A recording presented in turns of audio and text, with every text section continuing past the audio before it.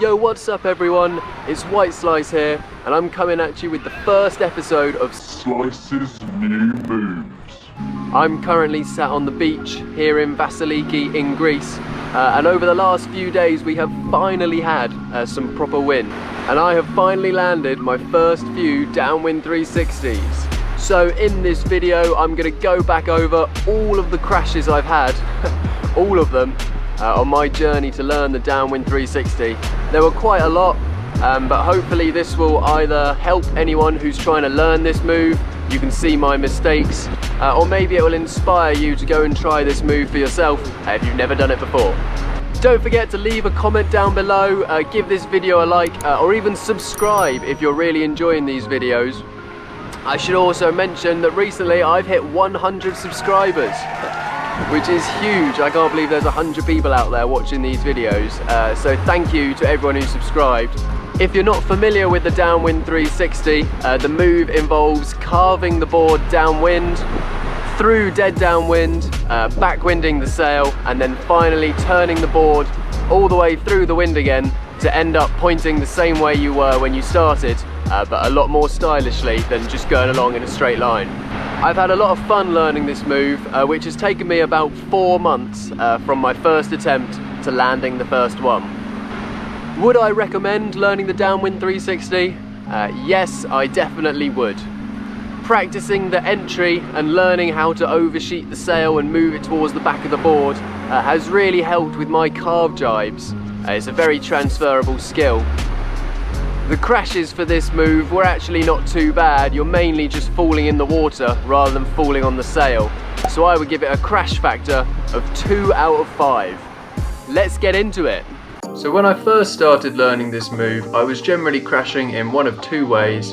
Either I got to dead downwind and then got pushed off the front, or I overcommitted and fell to the inside, landing on the sail. I only had one session in Cornwall working on this move, and I didn't make a lot of progress. I was not entering the move with enough speed or doing the right thing with the sail. So fast forward a few months and I found some flat water in Greece, and I'm going for it again. I've still got the same problems that I was having before, though I'm a bit more committed to the entry. I'm still crashing all the time, and I now see that this was mainly because I didn't have the sail in the correct place. The sail needed to go more to the back of the board to allow me to control it in the backwinded position. That's why it kept pushing me off the front, which was my most common crash. Unfortunately, I didn't work that out at the time, so you can just enjoy these clips of me crashing.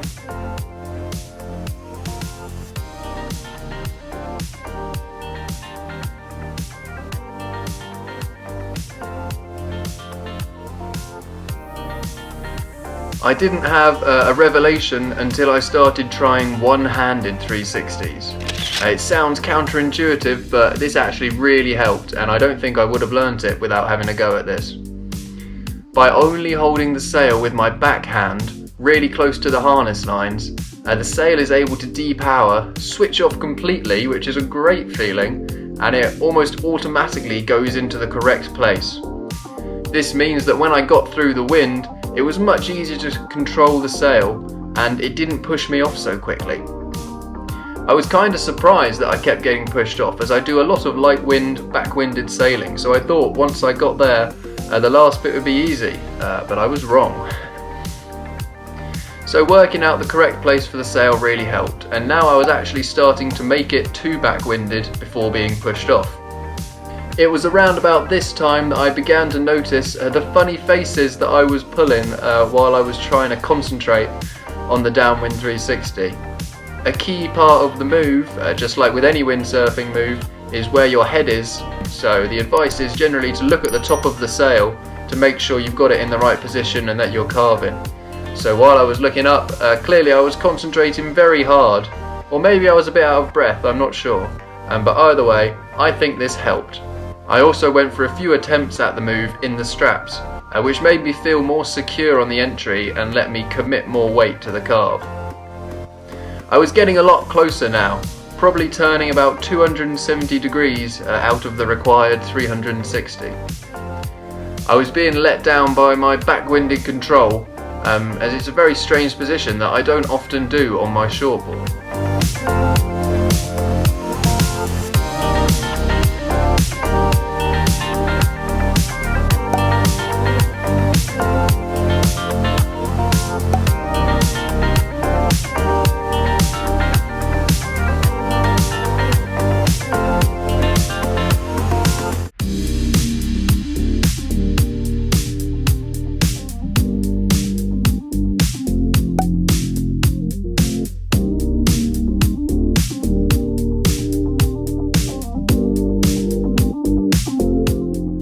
So I did some light wind training for the move, doing what they call the pile driver, and I began to really focus on pushing not only with my backhand, but tensing my abs and pushing through my hips, sort of, to spin the board the last few degrees. So after about 2 weeks of trying, I landed my first downwind 360. It wasn't particularly smooth. I dropped the sail in the water a little bit, but I managed to hold on to it, and the very last bit did feel exactly how I was expecting to, but clearly I just wasn't ready for it previous times. In the same session that I did this first one, I then managed to do 2 more, so 3 straight away, kind of, after learning the first one in the first session. So that was really nice. The key, as I mentioned earlier, was making sure that I really put the sail to the back. I really had to make sure that my front hand was not only extended, but extended across my chest, sort of like this, really pushing the sail to the back of the board, which helped the board turn and stop the sail from pushing me off when it powered up. Once I fell off the plane in this back-winded position, I finally got the hang of pushing with the backhand and pushing with the hip to spin the board through the last part of the turn. I've been trying this move fairly regularly after learning it, and the attempts are getting a bit quicker. I managed to almost do one in the straps, as you can see here, which is definitely a different feeling to doing it out of the straps. But I don't feel like I've fully mastered this move yet. As well as the one-handed version, there's also a no-handed version which I'd quite like to learn, and I could definitely do with sort of tightening up the turn and making the whole move quicker, like when I've seen some of the professionals do it. So that was my journey towards learning the downwind 360. I hope this video has either helped you if you're trying to learn it, or maybe made you think about going for this move. If you enjoyed this video, don't forget to like and subscribe. Every comment you leave, every like on the video really helps me, and you'll be the first to hear about any new videos that I'm going to be releasing soon. This is the first episode of Slice's new moves, so there will be more to follow. Thank you very much for watching. See you next time.